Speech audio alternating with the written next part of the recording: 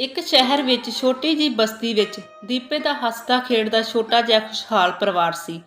ਪਰ ਪਤਾ ਨਹੀਂ ਉਹਨਾਂ ਤੋਂ ਕਿੱਥੇ ਗਲਤੀ ਹੋ ਗਈ ਕਿ ਸਾਰੇ ਪਰਿਵਾਰ ਦੇ ਸੁਪਨੇ ਇਸ ਤਰ੍ਹਾਂ ਚੂਰ-ਚੂਰ ਹੋ ਗਏ ਸਨ ਕਿ ਉਹਨਾਂ ਦੀ ਜ਼ਿੰਦਗੀ ਵਿੱਚ ਭੁਚਾਲ ਜਿਹਾ ਆ ਗਿਆ ਹੋਵੇ। ਜਿਵੇਂ ਹੀ ਉਹ ਨਵ ਜੰਮਿਆ ਬੱਚਾ ਦੁੱਧ ਲਈ ਰੋਣ ਲੱਗਦਾ ਤਾਂ ਸਾਰੇ ਡਰ ਜਾਂਦੇ ਸਨ। ਹਰ ਵਾਰ ਉਸ ਬਦਕਿਸਮਤ ਬੱਚੇ ਦਾ ਰੋਣਾ ਤੂਫਾਨ ਦੇ ਆਉਣ ਦੀ ਸੂਚਨਾ ਸਭ ਨੂੰ ਦੇਣ ਲੱਗ ਪੈਂਦਾ ਸੀ, ਕਿਉਂਕਿ ਆਰਤੀ ਨੂੰ ਬੱਚੇ ਦੇ ਰੋਣ ਦੀ ਆਵਾਜ਼ ਸੁਣਦੇ ਹੀ ਪਾਗਲਪਨ ਦਾ ਦੌਰਾ ਪੈ ਜਾਂਦਾ ਹੈ। ਉਹ ਚੀਕਦੀ ਹੈ ਤੇ ਆਪਣੇ ਵਾਲ ਖਿੱਚਣ ਲੱਗਦੀ ਹੈ। ਮਾਸੂਮ ਰਿੰਕੂ ਤੇ ਮੰਨੂ ਆਪਣੀ ਮਾਂ ਦੀ ਹਾਲਤ ਦੇਖ ਕੇ ਰੋਣ ਲੱਗ ਜਾਂਦੇ ਸਨ। ਅਜਿਹੇ ਵਿੱਚ ਦੀਪੇ ਨੂੰ ਸਮਝ ਨਹੀਂ ਆ ਰਹੀ ਸੀ ਕਿ ਉਹ ਕੀ ਕਰੇ। ਉਹ ਨਵਜੰਮੇ ਬੱਚੇ ਲਈ ਦੁੱਧ ਦੀ ਬੋਤਲ ਤਿਆਰ ਕਰੇ ਕਿ ਆਪਣੀ ਪਤਨੀ ਆਰਤੀ ਦੀ ਦੇਖਭਾਲ ਕਰੇ, ਜਾਂ ਆਪਣੇ ਡਰੇ ਸਹਿਮੇ ਹੋਏ ਬੱਚਿਆਂ ਨੂੰ ਪਿਆਰ ਨਾਲ ਸੰਭਾਲੇ। ਆਰਤੀ ਦਾ ਪਾਗਲਪਨ ਹਰ ਦਿਨ ਵੱਧਦਾ ਜਾ ਰਿਹਾ ਸੀ।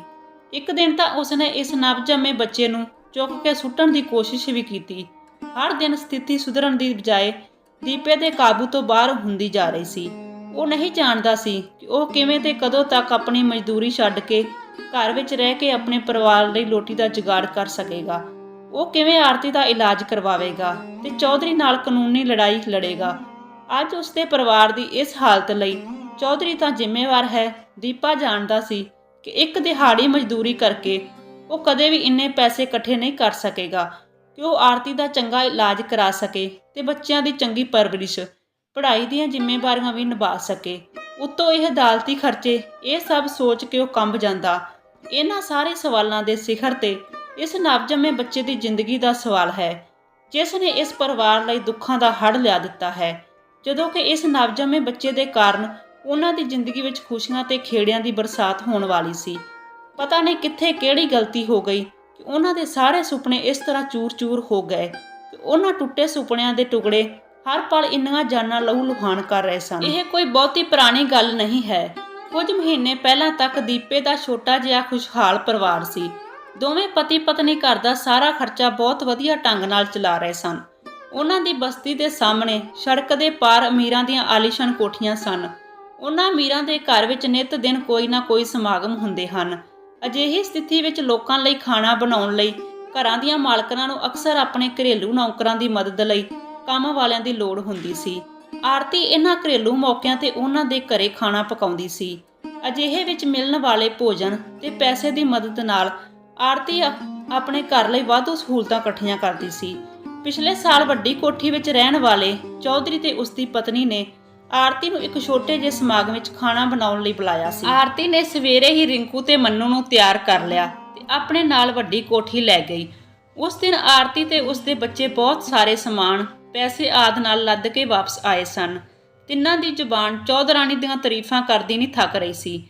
ਉਸ ਦੀਆਂ ਗੱਲਾਂ ਸੁਣ ਕੇ ਦੀਪਾ ਹੱਸ ਪਿਆ ਤੇ ਬੋਲਿਆ, ਇਹ ਸਭ ਪੈਸੇ ਦੀ ਖੇਡ ਹੈ। ਪੈਸੇ ਨਾਲ ਦੁਨੀਆ ਦੀ ਹਰ ਖੁਸ਼ੀ ਖਰੀਦੀ ਜਾ ਸਕਦੀ ਹੈ।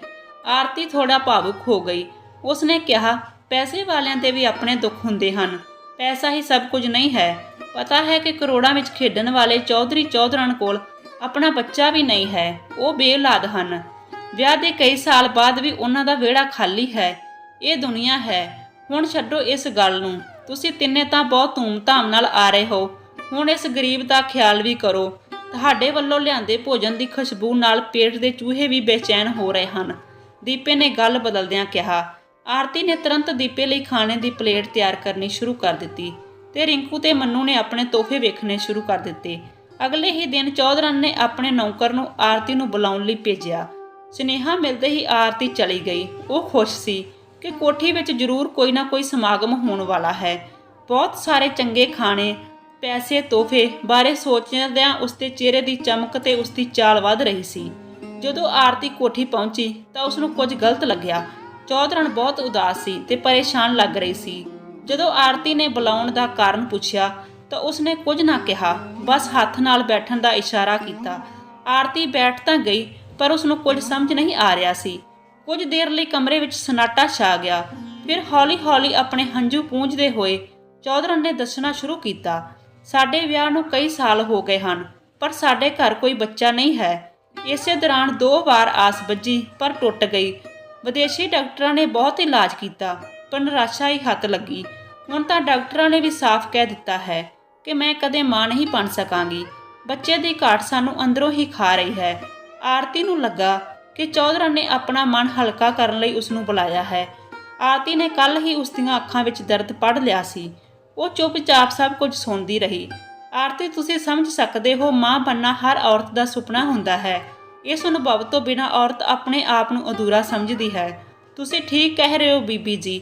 ਤੁਸੀਂ ਪੜ੍ਹੇ ਲਿਖੇ ਹੋ ਤੇ ਤੁਹਾਡੇ ਕੋਲ ਪੈਸਾ ਹੈ। ਕੋਈ ਨਾ ਕੋਈ ਰਸਤਾ ਜ਼ਰੂਰ ਹੋਵੇਗਾ ਜੋ ਤੁਹਾਡੀ ਇਕੱਲੀ ਜ਼ਿੰਦਗੀ ਵਿੱਚ ਬਹਾਰ ਲੈ ਆਵੇ। ਚੌਧਰਨ ਦੇ ਦੁੱਖ ਵਿੱਚ ਦੁਖੀ ਆਰਤੀ ਨੂੰ ਪਤਾ ਨਹੀਂ ਉਹ ਕੀ ਬੋਲ ਰਹੀ ਹੈ। ਇਸੇ ਲਈ ਮੈਂ ਤੁਹਾਨੂੰ ਬੁਲਾਇਆ ਹੈ। ਇਹ ਕਹਿ ਕੇ ਚੌਧਰਨ ਚੁੱਪ ਹੋ ਗਈ। ਮੈਂ ਤੁਹਾਡੀ ਮਦਦ ਕਰ ਸਕਦੀ ਹਾਂ? ਆਰਤੀ ਉਲਝਣ ਵਿੱਚ ਪੈ ਗਈ ਸੀ। ਤੁਸੀਂ ਆਪਣੀ ਛੋਟੀ ਧੀ ਮੰਨੂ ਨੂੰ ਮੇਰੀ ਗੋਦੀ ਵਿੱਚ ਪਾ ਦਿਓ। ਕੁਦਰਤ ਨੇ ਤੁਹਾਨੂੰ 2-2 ਬੱਚੇ ਦਿੱਤੇ ਹਨ, ਚੌਧਰਨ ਨੇ ਇੱਕ ਸਾਹ ਵਿੱਚ ਕਿਹਾ। ਇਹ ਸੁਣ ਕੇ ਆਰਤੀ ਦੇ ਪੈਰਾਂ ਹੇਠੋਂ ਜ਼ਮੀਨ ਖਿਸਕ ਗਈ। ਉਸ ਦਾ ਮਨ ਸੁੰਨ ਹੋ ਗਿਆ ਸੀ।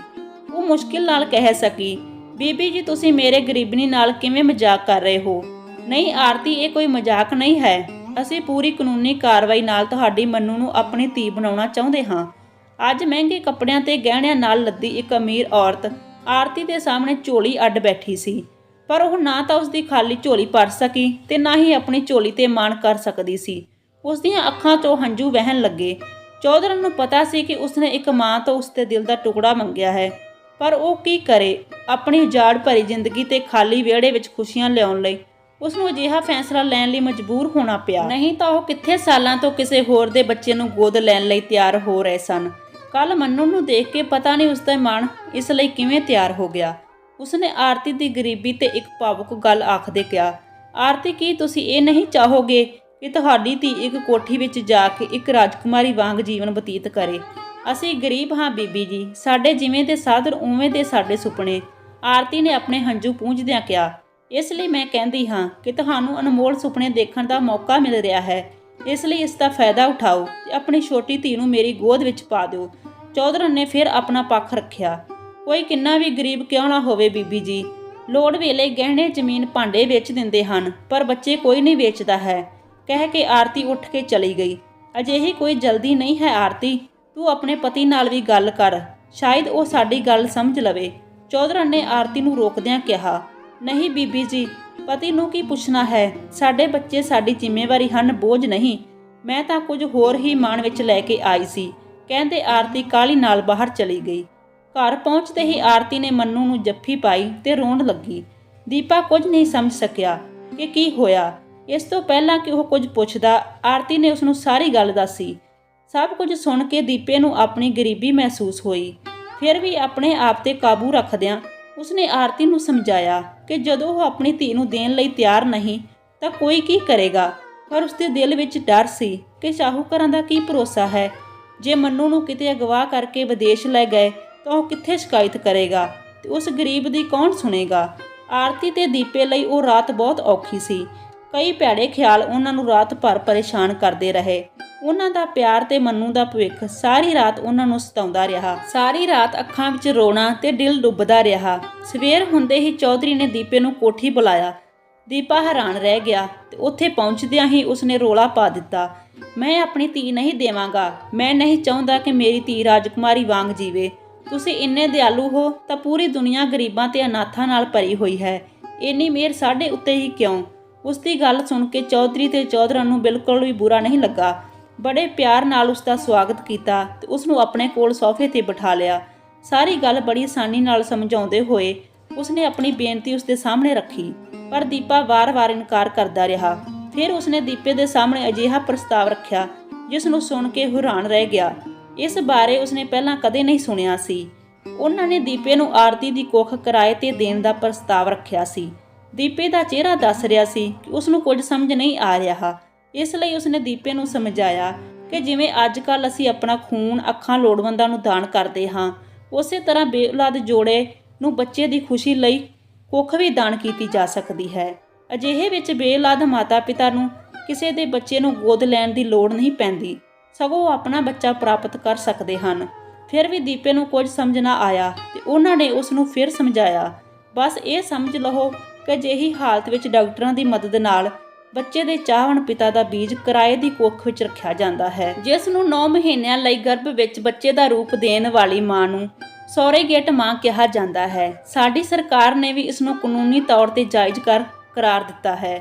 ਇੰਨਾ ਹੀ ਨਹੀਂ, ਉਹਨਾਂ ਇਹ ਵੀ ਸਪਸ਼ਟ ਕੀਤਾ ਕਿ ਇਸ ਦੌਰਾਨ ਉਹ ਆਰਤੀ ਦੇ ਇਲਾਜ, ਦਵਾਈਆਂ, ਹਸਪਤਾਲ ਦੇ ਖਰਚੇ ਤੇ ਉਸ ਦੀ ਖੁਰਾਕ ਦਾ ਪੂਰਾ ਧਿਆਨ ਰੱਖਣਗੇ। ਆਰਤੀ ਭਲਾ ਲੜਕਾ ਜਾਂ ਲੜਕੀ ਨੂੰ ਜਨਮ ਦੇਵੇ ਤਾਂ ਵੀ ਉਹ ਬੱਚਾ ਉਹਨਾਂ ਨੂੰ ਪ੍ਰਵਾਨ ਹੋਵੇਗਾ ਤੇ ਉਹ ਇਸ ਨੂੰ ਲੈ ਕੇ ਵਿਦੇਸ਼ ਵਿੱਚ ਚਲੇ ਜਾਣਗੇ। ਇਹ ਸਭ ਕੁਝ ਮੁਕੰਮਲ ਲਿਖਤੀ ਤੇ ਕਾਨੂੰਨੀ ਕਾਰਵਾਈ ਨਾਲ ਹੋਵੇਗਾ। ਜਿਸ ਦਿਨ ਆਰਤੀ ਡਾਕਟਰੀ ਪ੍ਰਕਿਰਿਆ ਤੋਂ ਬਾਅਦ ਗਰਭਵਤੀ ਹੋਵੇਗੀ, ਉਸ ਨੂੰ ਪਹਿਲੀ ਕਿਸ਼ਤ ਵਜੋਂ ਅੱਧੇ ਰੁਪਏ ਦਿੱਤੇ ਜਾਣਗੇ। ਇਸ ਤੋਂ ਬਾਅਦ ਬੱਚੇ ਦੇ ਜਨਮ ਤੇ ਉਹਨਾਂ ਨੂੰ ਬਾਕੀ ਰੁਪਏ ਦਿੱਤੇ ਜਾਣਗੇ। ਉਹਨਾਂ ਨੇ ਦੀਪੇ ਨੂੰ ਸਭ ਕੁਝ ਇਸ ਤਰ੍ਹਾਂ ਸਮਝਾਇਆ ਕਿ ਉਸਨੇ ਆਰਤੀ ਨੂੰ ਇਸ ਕੰਮ ਲਈ ਮਨਾ ਲਿਆ। ਇੱਕ ਪਰਿਵਾਰ ਦਾ ਉਜਾੜ ਵੇੜਾ ਇੱਕ ਬੱਚੇ ਦੇ ਰੋਣ ਨਾਲ ਗੂੰਜੇਗਾ ਤੇ ਗਰੀਬੀ ਦੀ ਦਲਦਲ ਵਿੱਚੋਂ ਬਾਹਰ ਆ ਕੇ ਉਹਨਾਂ ਦਾ ਆਪਣਾ ਜੀਵਨ ਖੁਸ਼ੀਆਂ ਨਾਲ ਭਰ ਜਾਵੇਗਾ। ਜਲਦੀ ਹੀ ਸਾਰੀਆਂ ਮੈਡੀਕਲ ਪ੍ਰਕਿਰਿਆਵਾਂ ਤੇ ਕਾਗਜ਼ੀ ਕਾਰਵਾਈਆਂ ਤੋਂ ਬਾਅਦ ਦੀਪਾ ਤੇ ਆਰਤੀ ਆਪਣੇ ਬੱਚਿਆਂ ਸਮੇਤ ਉਹਨਾਂ ਦੀ ਕੋਠੀ ਤੇ ਪਿਛਲੇ ਨੌਕਰਾਂ ਦੇ ਕੁਆਟਰ ਵਿੱਚ ਰਹਿਣ ਲਈ ਆ ਗਏ। ਉਹਨਾਂ ਨੂੰ ਪਹਿਲੀ ਕਿਸ਼ਤ ਦੇ ਰੁਪਏ ਵੀ ਮਿਲ ਗਏ। ਸਮਾਂ ਸੁਪਨੇ ਵਾਂਗ ਬੀਤ ਰਿਹਾ ਸੀ। ਚੌਧਰਨ ਆਰਤੀ ਦੀ ਹਰ ਛੋਟੀ ਵੱਡੀ ਖੁਸ਼ੀ ਦਾ ਖਿਆਲ ਰੱਖਣ ਲੱਗੀ। ਆਰਤੀ ਦੀ ਸੇਵਾ ਲਈ ਵੱਖਰੀ ਨੌਕਰਾਨੀ ਰੱਖੀ ਹੋਈ ਸੀ।